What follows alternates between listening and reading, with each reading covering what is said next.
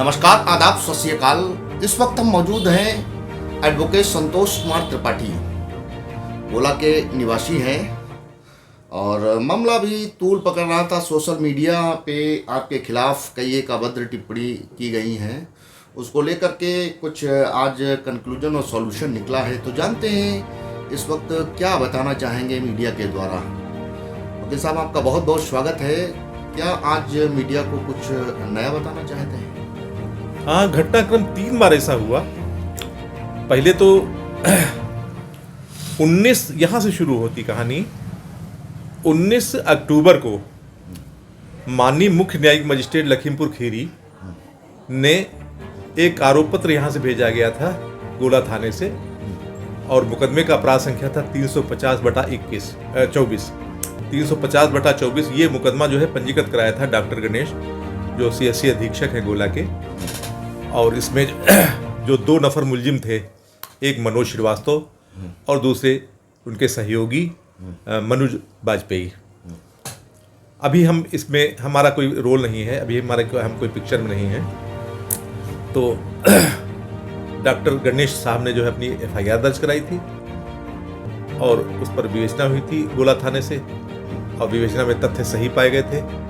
और जो धाराएं दर्ज हुई थी उन धाराओं में एक धारा की और बढ़ोतरी थी मेडिकल एविडेंस के आधार पर 324 की, और प्रमुख रूप से 353 कार्य सरकार में बाधा, 332 लोक सेवक का साक्ष्य अपमान और 324 खतरनाक आयुधों से चोट पहुंचाना। इसके अलावा भी कई धाराएं थी। तो इन 3 प्रमुख धाराओं के साथ साथ में अन्य धाराओं में माननीय मुख्य न्यायिक मजिस्ट्रेट के न्यायालय में आरोप पत्र प्रेषित कर दिया जाता है। उसके बाद में डॉक्टर गणेश को जो है अभियोजन के लिए एक अधिवक्ता की आवश्यकता होती है जी, तो वो हमको हायर करते हैं। Bar council of Uttar Pradesh ने हमको जो लाइसेंस दिया है उसमें हम किसी भी पीड़ित की मदद कर सकते हैं, हमको वैधानिक अधिकार था, और हमने उनकी ओर से अधिकृत होकर के माननीय मुख्य न्यायिक मजिस्ट्रेट के समक्ष जो है वकालतनामा दाखिल किया। और एक उनके जो सहयोगी थे, उनका नाम योगेश कुमार BPSM है, तो उनकी तरफ से हमने वकालतनामा लेकर के माननीय bar council of Uttar Pradesh में जो है 198 DC मतलब होता है डिसिप्लिनरी कंप्लेंट। हाँ, तो DC कंप्लेंट जो है डिसिप्लिनरी कंप्लेंट नंबर 198/2024, इसमें भी हमने अपना वकालतनामा दाखिल किया, और ये जो है विपुल खंड लखनऊ में इसमें विचारणी में है, चल रही है। तो 19 अक्टूबर को माननीय मुख्य न्यायिक मजिस्ट्रेट जो है उसमें प्रसंज्ञान लेते हैं, और मनोज वाजपेयी और मनोज श्रीवास्तव दोनों को न्यायालय में उपस्थित होकर के अपनी जमानत कराने के लिए आदेश कर देते हैं। माननीय मुख्य न्यायिक मजिस्ट्रेट के आदेश में बाकायदा ये चीज़ लिखी है कि अभियुक्तगणों ने अपनी जमानतें नहीं कराई हैं। इसका मतलब कि जब अभियुक्तगण आत्मसमर्पण करेंगे तो उनको अपना जमानत आवेदन भी देना होगा। जहाँ तक बात 332, 353 और 324 धाराओं की है, ये धाराएं जो हैं अजमानती प्रकृति की हैं, और इसमें जो है अभियुक्त जो है वो अधिकार के रूप में जमानत नहीं मांग सकता है। तो जब अभियुक्त अधिकार के रूप में जमानत नहीं मांग सकता है तो ऐसे में जो है इस बात की प्रबल संभावनाएं होती है कि अभियुक्त को जेल जाना पड़ सकता है। 19 तारीख को जो है माननीय मुख्य न्यायिक मजिस्ट्रेट ये आदेश करते हैं, और हम 19 तारीख को ही इस आदेश की नकल प्राप्त करते हैं। और नकल प्राप्त करने के बाद में ठीक दूसरे दिन यानी 20 अक्टूबर 2024 को हम माननीय मुख्य न्यायिक मजिस्ट्रेट का आदेश और आरोप पत्र की सर्टिफाइड कॉपी, ये जो है एक प्रार्थना पत्र के साथ में हम मनोज श्रीवास्तव को bar council of Uttar Pradesh की जो विपुल खंड में शाखा है उसमें हम उनको रिसीव भी करा देते हैं। तो ये तो कन्फर्म है कि हमारी रफ्तार, कार्यशैली वो तेज थी, और इस तेज कार्यशैली से आहत होकर के मनोज श्रीवास्तव ने जो किया वो उसका सामने हमारे आया। 21 तारीख को जो है हमारे 3 मुकदमे लगे थे ग्राम्य न्यायालय गोला गोकर्णनाथ में। वहाँ जो है जैसे हम मुकदमे करके अपने वापस आते हैं अपनी कार की तरफ, तो मनोज श्रीवास्तव हमको तहसील गेट पर जो है बाकायदा घेर लेते हैं, और घेरने के बाद में हमको एक से एक अनेकानेक भद्दी सी भद्दी गालियाँ, और इसके साथ में कहते हैं कि जब तक हम आपकी हत्या नहीं कर लेंगे तब तक हम ना दो सम्मान रिसीव करेंगे और ना ही न्यायालय में आत्मसमर्पण करेंगे। हम उसी दिन जो है आपको भी बुलवाते हैं, आप हमारा जो है स्टेटमेंट लेते हैं तहसील में, और स्टेटमेंट लेने के बाद में हम माननीय ग्राम्य न्यायालय के जो पीठासीन अधिकारी हैं अरुण कुमार राठौर जी, उनको भी हम जो है सारे पत्र सौंपते हैं कि इस तरीके से आपकी कोर्ट से हम जो है निकल के आते हैं तो हमारे ऊपर हमला होता है, और हम उनसे ये निवेदन करते हैं कि हमारे प्रकरण को माननीय इलाहाबाद उच्च न्यायालय के वरिष्ठ प्रशासनिक अधिकारियों को भेज दिया जाए, ताकि वो इस बात की संस्तुति करें कि अधिवक्ता मनोज श्रीवास्तव जो है वो अधिवक्ता के वेश में जो है एक अपराधी है, और उनको बार में जो है बैठने की इजाज़त नहीं होनी चाहिए, उनका लाइसेंस खत्म होना चाहिए। आवेदन देना मेरा काम था, निर्णय लेना न्यायालय का काम था। उसी दिन जो है मैंने परगना मजिस्ट्रेट गोला जो इस समय हैं गुप्ता जी, उनको भी मैंने जो है बाकायदा एक ज्ञापन दिया, अपना प्रार्थना पत्र दिया, वो भी हमने उनके हाथ में सौंपा। और उसी दिन मैंने जो है सेंट्रल बार एसोसिएशन के पदाधिकारीगण जो हैं उनको भी हमने अपनी बात लिखित रूप में जो है दी, और उसके साथ में सारे एनेक्जर्स भी लगाए। सुनने में आया है कि सेंट्रल बार एसोसिएशन के पदाधिकारियों ने मनोज श्रीवास्तव को नोटिस भी की, उसके बाद में क्या हुआ मुझे नहीं मालूम। शायद सेंट्रल बार एसोसिएशन में मनोज श्रीवास्तव को कोई अनुशासनात्मक कार्रवाई नहीं की गई, जिससे मनोज श्रीवास्तव और उसके सहयोगी मनोज वाजपेयी के हौसले बढ़ गए। तो जब हौसले बढ़े हैं तो उसके बाद में क्या होता है, दीपावली के बाद में दूसरा दिन होता है, पहली तारीख होती है। पहली तारीख को 1 नवंबर को सायं जो है उजाला हो गया था, लाइट वाइट भी जल गई थी। मेरी कार और मेरा स्कूटर दोनों हमारे घर के बाहर खड़े थे, और मेरे शरीर में बहुत पेन था क्योंकि मुझे डेंगू हुआ था और मेरी प्लेटलेट्स डाउन हो गई थी, और जिस वजह से हमारे शरीर की हड्डियों में इतनी ताकत नहीं थी कि हम जीना चढ़ सकते या उतर सकते। हम बाहर में आते हैं, दरवाजे के पास देखते हैं तो मनोज श्रीवास्तव, मनोज वाजपेयी अपनी मोटरसाइकिल चला रहे थे। मनोज श्रीवास्तव उसके पीछे बैठे थे, और तीन मोटरसाइकिलें, कम से कम 3 मोटरसाइकिलें और थी, जिनमें 2 या 3 की तादाद में लोग बैठे थे। लगभग हमारा अंदाज़ा है कि 1 दर्जन से कम लोग नहीं होंगे, और ये लोग हमारे घर को घेरते हैं पूरी तरीके से, और हमारी कार और बाइक की जो है फ़ोटो खींचते हैं। हो सकता है आप ये कहेंगे कि आपके पास साक्ष्य क्या है, सबूत क्या है, तो मुझे बताने की ज़रूरत ही नहीं। ये साक्ष्य और सबूत जो हैं ये मनोज वाजपेयी की फेसबुक वॉल पे जो है पोस्ट होती हैं बाकायदा, और उसमें जो है मेरे लिए अनर्गल अपशब्द की भाषा का प्रयोग किया जाता है, और नीचे जो है दूसरी चैलेंज किया जाता है कि कहाँ छुपे हो महाराज, हम आपके स्वागत में तत्पर हैं। तो ये एक चुनौती हमारे लिए होती है। उसकी भी हम आपको बुला के जो है अपनी बाइट देते हैं, और आपने अपनी बाइट में इस चीज़ को चलाया है। तो यहाँ तक तो जो हुआ वो भी काफ़ी आपत्तिजनक हुई। हमारे पास दूसरा अटैक हुआ, अब तीसरा अटैक होता है। 4 तारीख को हमारा एक मुकदमा लगता है घरेलू हिंसा का, और मेहरुन्निसा बनाम जो भी करके है। तो 4 तारीख को हम जो है तहसील गोला पहुंचते हैं, वहाँ हम जो है तारीख उसकी बढ़वाते मुकदमे की, और तारीख बढ़वाने के बाद हमको चूँकि उसी दिन लखीमपुर जाना होता है, हमारी एक पत्रावली फरहीन बनाम दिलावर खान, वो धारा 100 भारतीय नागरिक सुरक्षा संहिता की थी सर्च वारंट के लिए, तो वो पत्रावली माननीय मुख्य न्यायिक मजिस्ट्रेट के यहाँ आदेशार्थ सुरक्षित थी। और हमको डीपीओ के यहाँ जो है मेहरुन्निसा वाले मामले में भी जो उनका आवरण पत्र कवरिंग लेटर था वो हमको प्राप्त करना था।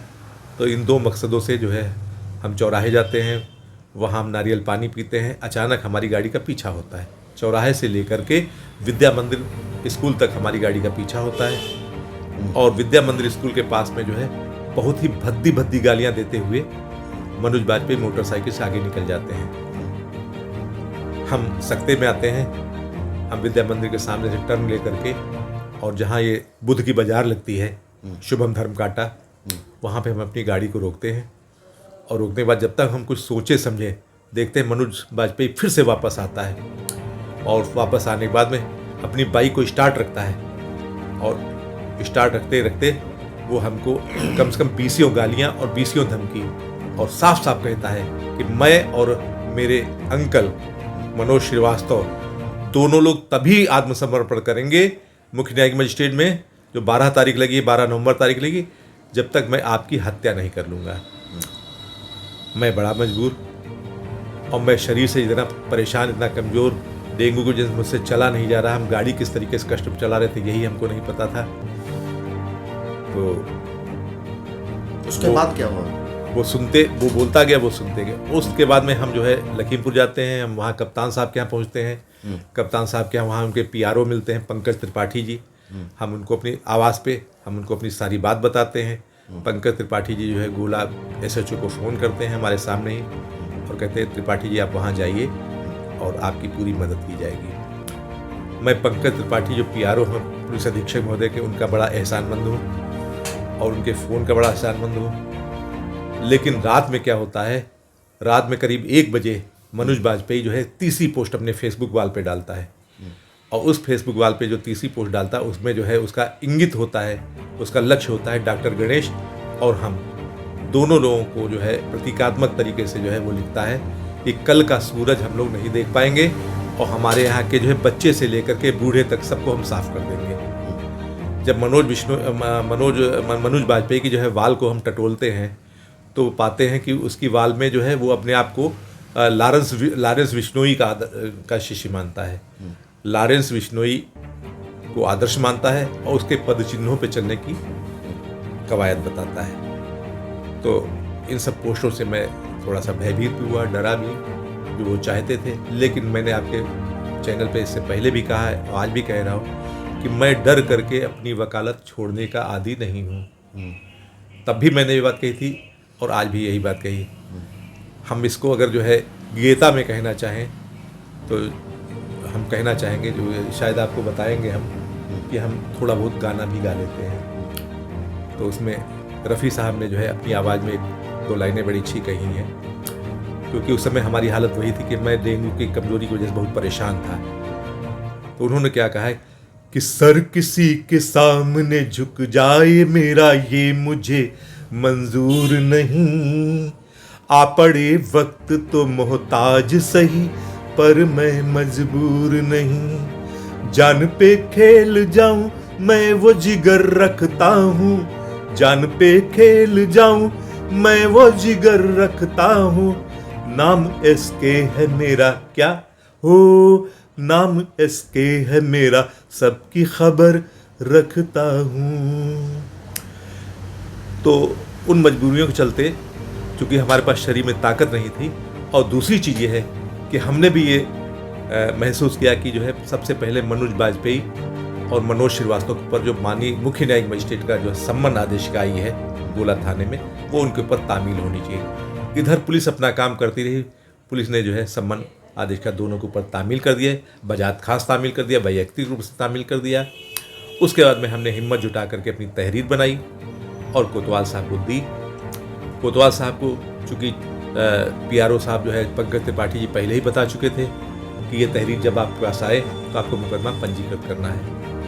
माननीय पुलिस अधीक्षक महोदय गणेश साहा जी के हम बहुत बड़े एहसानमंद हैं, आभारी हैं कि उनके दिशा निर्देशन पर हमारी तहरीर जो है, और हम एसएचओ गोला चंद्रशेखर जी के भी बहुत बड़े एहसानमंद हैं, जिन्होंने हमारी एफआईआर को बिना किसी लाग लपेट के तुरंत, आज ही हमने तहरीर उनको दिया और आज ही उन्होंने तुरंत हमारी तहरीर को पंजीकृत कराया, जो कि एक अच्छे कोतवाल का जो है सबूत है, साक्ष्य है, और उन्होंने हमारी तहरीर को पंजीकृत करा दिया है। ये तहरीर की हमको जो निःशुल्क कापी मिलती है वो हमको कापी भी उन्होंने दिलवा दिया। ये कॉपी जो है हमको प्राप्त हो गई है। ये मुकदमा अपराध संख्या 637/2024 भारतीय न्याय संहिता की धारा 352 और 351/2 सब क्लास 2 के तहत हमारी ये तहरीर दर्ज हो गई है। और इसमें जो है 2 नफर मुलजिमान हैं, एक मनोज श्रीवास्तव, पिता का नाम कृष्ण स्वरूप श्रीवास्तव, पता इनका तहसील गोला परिसर गोला, और दूसरे मनोज बाजपेयी, पिता का नाम उपदेश बाजपेयी, लक्ष्मी नगर कॉलोनी गोला, जिला खीरी के हैं। तो माननीय पुलिस अधीक्षक महोदय गणेश प्रसाद साहा और माननीय प्रभारी निरीक्षक थाना गोला कई चंद्रशेखर केसेस सिंह, में थोड़ा आप इन दोनों रोकेंगे? लोगों का सहयोग हमारे साथ में रहा है, जिसकी वजह से हमको सुरक्षा कवच मिला है। और हम ये चाहेंगे कि जो है निष्पक्ष विवेचना हो। और अनीस अहमद जो है यहाँ के जो दरोगा जी हैं, उनको इसकी विवेचना सुपुर्द की गई। वो भी बहुत अच्छे व्यक्ति हैं, न्यायप्रिय हैं, और हमें पूरी उम्मीद है कि गोला थाने से निष्पक्ष विवेचना होगी। और चूंकि जो है IT एक्ट का भी अपराध हुआ है, इस पर सूचना प्रौद्योगिकी के अधिनियम का भी अपराध हुआ है, तो इसकी विवेचना में वो धारा भी बढ़ेंगी जो IT एक्ट की है, क्योंकि जो है फेसबुक वाल पे आपत्तिजनक पोस्ट किया गया है। और ओके, थोड़ा आपको हाँ, कई मामलों में ऐसा देखा गया है, एडवोकेट्स का मामला हो तो एडवोकेट्स लीनियंसी बढ़ते हैं, कोई भी एक दूसरे का विरोध नहीं करता है। लेकिन आप यहाँ तक पहुँच गए, क्योंकि कहानी सारी यही निकल के आ रही है कि आप एडवोकेसी कर रहे हो डॉक्टर गणेश और BCPM योगेश कुमार के पक्ष में जी। तो क्या ऐसा हो गया जो आप एडवोकेट्स का ही विरोध कर रहे हैं? देखिए, मनोज बाजपेयी एडवोकेट नहीं है, इस बात को नोट किया जाए।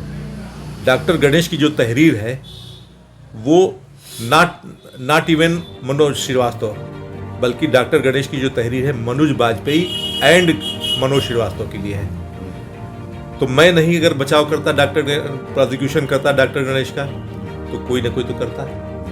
एक चीज तो यहाँ पे जो चार्जशीट हुई है वो मनोज बाजपेयी एंड मनोज श्रीवास्तव के लिए हुई है। दूसरी चीज, एडवोकेसी एक्ट ये नहीं कहता है कि हम किसी व्यक्ति के विरुद्ध हाथ चलाने लगे, झापड़ मारने लगे, लात घूसे मारने लगे, खतरनाक आयुधों से हमला करें और उसके बाद इसको इतना मारें कि जो है वो व्यक्ति जो है कान का पर्दा उसका फट जाए और वो लाचार हो जाए। ये एडवोकेसी नहीं है, और ना ही जो है माननीय उच्च न्यायालय की जो है भाषा में भी जो है ये एडवोकेसी है, ना ही bar council of Uttar Pradesh की गाइडलाइंस में एडवोकेसी है। अधिवक्ता का मतलब हम संवैधानिक दायरे में अपनी बात कहें, संवैधानिक तरीके से प्रस्तुत करें और संवैधानिक तरीके से ही हम बड़ी से बड़ी चीज को लाएं। मनोज श्रीवास्तव जी का ये काम हुआ कि उन्होंने कानून अपने हाथ में लिया। डॉक्टर गणेश साहब के लिए उन्होंने पहले तो जो है अनर्गल शिकायतें करना चालू किया। वो शिकायतें जांच में निर्मूल पाई गई, क्योंकि शिकायतें निराधार थीं इसलिए जांच में निर्मूल पाई गई। तो जब उनकी शिकायतों से जो है वो कोई हल नहीं निकाल पाए, तब उन्होंने कानून अपने हाथ में लिया। अजय मिश्र टेनी जी का प्रोग्राम था तहसील परिसर गोला गोकरण में, सांसदी का चुनाव था। संयोग की बात जो है मैं भी तहसील परिसर में मौजूद था, क्योंकि हमारे पास इस बात के साक्ष्य हैं कि जब वो टेनी जी मंच पे आए हैं तो मैंने भी मंच साझा किया है। और उसी दिन जो है डॉक्टर गणेश और उनके जो है सहयोगी योगेश कुमार, इन दोनों लोगों के ऊपर मनोज बाजपेयी और मनोज श्रीवास्तव ने लात, घूंसे और जो भी खतरनाक हथियार उनके हाथ में आए उनसे लैस होकर के उनको इतना दौड़ाया, इतना मारा कि वो बेचारे जो है SDM के स्टेनो के चैम्बर में भी घुस गए और तब भी पीछा किया गया, वहाँ भी उनको जो है पीटा गया। उसके बाद में जो है गोला कोतवाल को बुलवाया गया, इंद्रजीत सिंह जी को बुलवाया गया। इंद्रजीत सिंह की सुरक्षा में जो है वो बाहर निकाले गए और अपने घर तक मंजिल तक पहुंचाए गए। ये जो लोक सेवक हैं, ये अपना जनपद, मूल जनपद छोड़ करके हम आपकी जो है सुरक्षा के लिए यहाँ भेजे जाते हैं, नियुक्त किए जाते हैं। Doctor Ganesh gold medallist doctor हैं और बहुत ही पढ़े लिखे, बहुत ही विनम्र डॉक्टर हैं। तो एक लोग टूट जाते हैं एक घर बनाने में, तुम नहीं झिझकते हो बस्तियां जलाने में। एक MBBS डॉक्टर कितनी मेहनत से जो है MBBS की परीक्षा पास करता है, तब वो डॉक्टर बनता है, और वो सीनियर डॉक्टर हैं। जाने कितने मरीज उनके जो है उनकी विद्वता से जीवन दान पाते हैं, और वो बेचारे जब तहसील परिसर में आते हैं, उनका कसूर क्या है? सिर्फ यही ना कि मनोज बाजपेयी जो हैं, ये फार्मासिस्ट का इनके पास डिप्लोमा है, कुछ दिन इन्होंने अप्रेंटिस वहाँ किया है, और उसके बाद में जो है ये अधिकार के रूप में वहाँ पे जमे हैं कि हम नहीं जाना चाह रहे हैं, हम CSC में ही बैठेंगे। और जब उनके खिलाफ, मनोज बाजपेयी के खिलाफ जो है लिखित शिकायत आती है तहसील दिवस में, और वो लिखित शिकायत की जांच जो है डॉक्टर गणेश को दी जाती है कि एक व्यक्ति जो है वो महिला तीमारदार लोगों को परेशानी हो रही है कि वो वहाँ पे क्यों बैठता है, किस अधिकार से बैठता है। तो डॉक्टर गणेश की जांच करते हैं और पाते हैं कि मनोज बाजपेयी वहाँ गैर कानूनी ढंग से बैठते हैं, तो डॉक्टर गणेश मनोज बाजपेयी को हटा देते हैं वहाँ से, कि जो आदमी जिसका कोई लोकस ही नहीं तो वहाँ पे कैसे बैठ सकता है। सिर्फ इस बात की खुन्नस है, सिर्फ इस बात की वजह से जो है इतना बवंडर बनाया जा रहा है। एक डॉक्टर ने जो है, जो कि CSC का अधीक्षक है, उसने अपना पदीय दायित्व ही तो निभाया। वो अपने कैंपस का प्रिंसिपल है, उसके कैंपस में जो है कोई भी व्यक्ति अनाधिकृत नहीं बैठ सकता है। वहाँ पे महिला डॉक्टर्स भी हैं, महिला स्टाफ भी है, महिलाएं वहाँ इलाज के लिए आती हैं, और कोई व्यक्ति जिद करे कि नहीं साहब हम तो वहाँ बैठेंगे ही बैठेंगे। अगली डेट क्या लगी है किस में? इसी में डॉक्टर गणेश BCPM वर्सेस देखिए, 2 फाइलें हैं, अलग अलग 2 फाइलें हैं। पहली फाइल है जो कि 10 तारीख को सुनवाई में लगी है, वो bar council of Uttar Pradesh के जो विपुल खंड में जो है इनकी शाखा है। 10 नवंबर यही 10 तारीख जो है, क्योंकि बार काउंसिल में अमूमन मुकदमे जो है इतवार को होते हैं, रविवार को होते हैं। तो उसमें उसका शीर्षक है योगेश कुमार बनाम मनोज बाजपेयी, और डिसिप्लिनरी कंप्लेंट नंबर है उसका 198/2024। इसमें जो है दोनों पक्षों के सारे दस्तावेजों का आदान प्रदान हो चुका है और वो निर्णायक बिंदु पे है। हमें पूरा भरोसा है कि माननीय bar council of Uttar Pradesh के सदस्यगण जो है इस मामले को गंभीरता से लेंगे, और मनोज श्रीवास्तव जो एडवोकेट के नाम पर दबंगई कर रहे हैं, क्या वो कक्षीकार हो, क्या वो डॉक्टर हो, और क्या डॉक्टर का वकील हो, तो उसका रजिस्ट्रेशन जो है वहाँ से खारिज होगा। दूसरी चीज़ यह है कि माननीय मुख्य न्यायिक मजिस्ट्रेट के सम्मन जो है वो पिछली 5 तारीख को जो है मनोज श्रीवास्तव के ऊपर भी बजात खास तामील हो चुका है, और मनोज बाजपेयी के ऊपर भी बजात खास तामील हो चुका है। 12 नवंबर को माननीय मुख्य न्यायिक मजिस्ट्रेट की कोर्ट में इनको सरेंडर करना है और अपनी जमानत का आवेदन देना है। विधि प्रक्रिया से इनको गुजरना है। माननीय मुख्य न्यायिक मजिस्ट्रेट का ये विवेकी अधिकार है कि वो अजमानती मामले में, ऐसे जघन्य मामले में इनको जमानत सेम डे देते हैं या नहीं देते हैं, ये तो भविष्य की बात होगी। मैं उसके बारे में कोई प्रतिक्रिया नहीं कर सकता हूँ। मैं सिर्फ इतना कह सकता हूँ कि जो धाराएं जिनमें प्रसंज्ञान लिया गया है, चाहे वो 353 हो, चाहे वो 332 हो, चाहे वो 324 हो, ये तीनों धाराएं जो हैं ये अजमानती प्रकृति की हैं, और अजमानती प्रकृति में के मामले में जमानत की सुविधा अधिकार के रूप में नहीं मानी जा सकती। बहुत बहुत धन्यवाद। देखिए, अभी एडवोकेट संतोष त्रिपाठी जी को सुन रहे थे, जो डॉक्टर गणेश और BCPM योगेश कुमार जी के आप एडवोकेट हैं और वकालत कर रहे हैं। इसी को लेकर के जो दूसरा पक्ष अपोजिशन है, अपोजिट पक्ष है मनोज बाजपेयी एंड मनोज श्रीवास्तव एडवोकेट।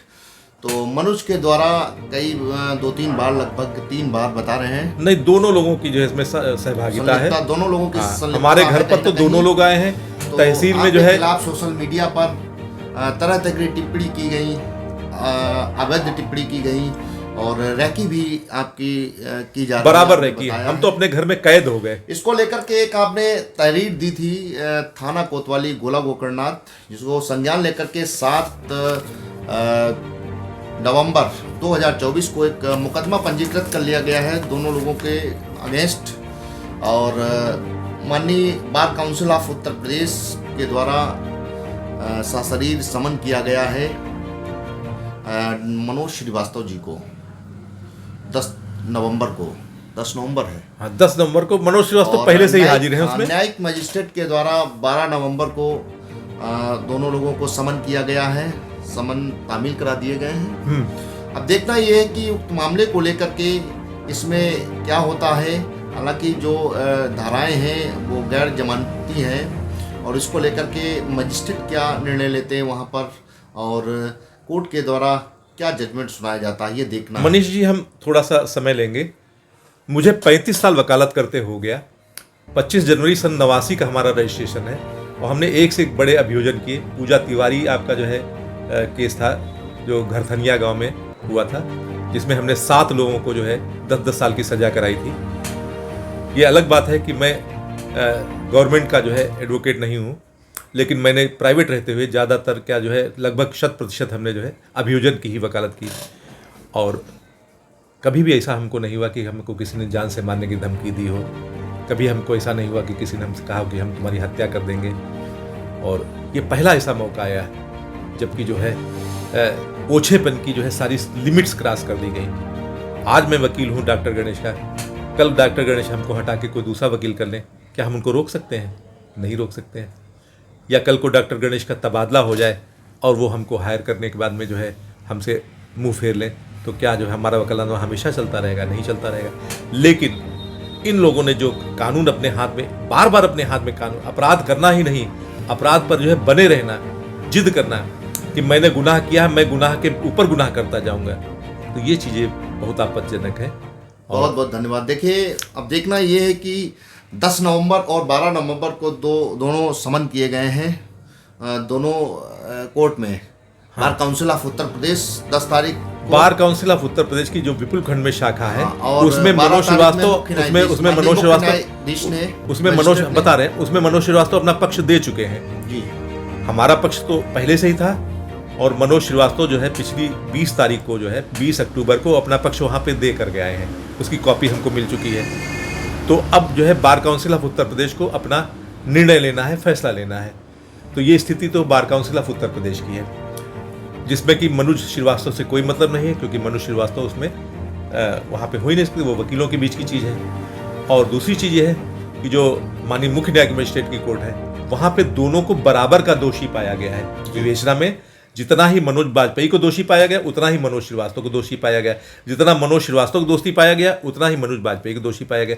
सभी पे समान रूप से धाराएं हैं और सभी पे समान रूप से आरोप पत्र है, और माननीय मुख्य न्यायिक मजिस्ट्रेट ने भी सभी पर जो है समान रूप से जो है प्रसंज्ञान लिया है। अब बार बार जो बात आती है कि आप वकीलों के खिलाफ क्यों हो, आप वकीलों के खिलाफ क्यों हो, मैं अपने वकील बंधुओं से भी ये कहना चाहता हूँ कि आप लोग जो है इन बातों से नसीहत दीजिए और फेर वकालत कीजिए, और किसी भी अपराधी का साथ मत दीजिए। जो व्यक्ति अपराध में संलिप्त हो, भले ही वो क्यों ना एडवोकेसी का चोला पहने हुए है, गलत बात की तारीफ आप मत करिए, क्योंकि आप लोगों को अच्छा कैरियर बनाना है और लंबी उम्र तक जो है आपको वकालत करनी है। हम अपने सभी अधिवक्ता भाइयों से कहते हैं वो सब यशस्वी बने और सत्य का साथ दें, असत्य के खिलाफ हो, अपराध के विरुद्ध हो। और जहाँ पे अगर मनोज श्रीवास्तव जैसे लोग जो है अगर अपराध कर रहे हैं, तो वहाँ पे वो वकील कम, अपराधी ज़्यादा हो गए। इसलिए जो है अपराधी का कोई साथ नहीं हो, कोई इसका रक्षा कवच नहीं होना चाहिए।